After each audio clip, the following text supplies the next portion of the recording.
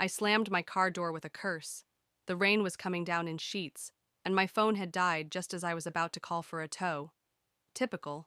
My date had stood me up at the restaurant, and now I was stranded on the loneliest road in town. As I checked my watch, I spotted a sign through the storm. Grimwood Cemetery, 1 mile. Great, I muttered. Might as well take a stroll through a creepy cemetery while I wait for my car to magically start. I pulled my umbrella up and started walking. The wind howled around me, and I was already soaked by the time I reached the cemetery gates. But then, just before I walked past the entrance, a figure caught my eye. A man in a torn tuxedo, standing completely still just inside the gates. His skin was pale, and his dark hair was slicked back like something out of an old movie. "Hello?" I called, my voice shaking.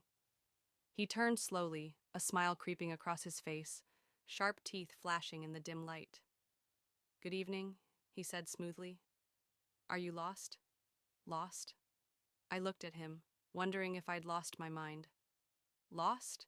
Number just wet and frustrated, and in the middle of a cemetery, talking to a guy who looks like he stepped out of a Tim Burton movie. He laughed, a sound that seemed to echo in the wind.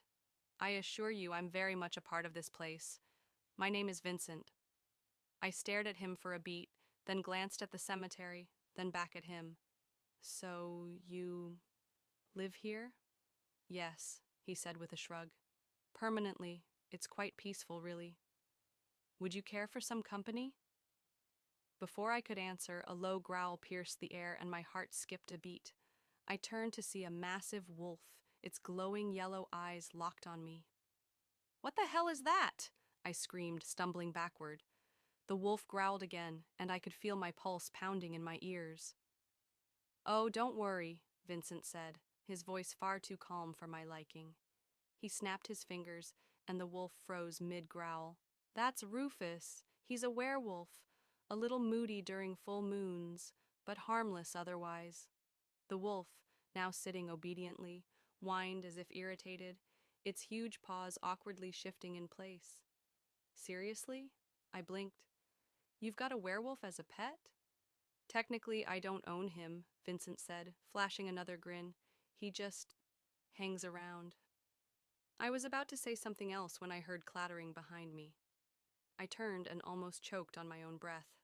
A skeleton in a frilly apron was walking toward us, holding a tray of freshly baked cookies. "Good evening, Vincent," the skeleton said in a raspy voice. "And who is this?" "A new guest?" I stared at it, completely speechless. "I'm Dolores," the skeleton said cheerfully, offering the tray. "I made snickerdoodles. Would you like one?" I looked at Vincent, then back at Dolores. "Wait, what's going on here? Am I hallucinating?" Vincent smiled, his sharp teeth gleaming in the dim light. "Well, I'm dead. Rufus is a werewolf, and Dolores—" He gestured to the skeleton, who was now waving the tray in my direction. "She's just the housekeeper. You're not hallucinating, I assure you." I was about to respond, but then I realized I was laughing. It was ridiculous, but also kind of funny. The night was already a disaster, so why not add a dead guy, a werewolf, and a skeleton to the mix? "Snickerdoodle?" Dolores asked again, her empty eye sockets sparkling with an unsettling cheer. I took one, hesitated, and then bit into it. Surprisingly delicious. "You know," I said, licking the cookie crumbs off my lips, "this is the weirdest, most insane night of my life." Vincent smiled at me, his eyes softening just slightly. "You get used to it around here." "Yeah," I said, glancing at the werewolf still sitting quietly by Vincent's side. "I can see that." By the time the storm finally passed and the sun started creeping up on the horizon, I realized something. I hadn't been this entertained in ages. Sure, Vincent was dead, but he was charming, handsome, and made me laugh. And maybe that was enough for now. "Would you care to stay a while?" he asked, his smile crooked but warm. I took another cookie and looked at the cemetery gates. "Sure," I said. "Why not? It's not like I've got anywhere else to be."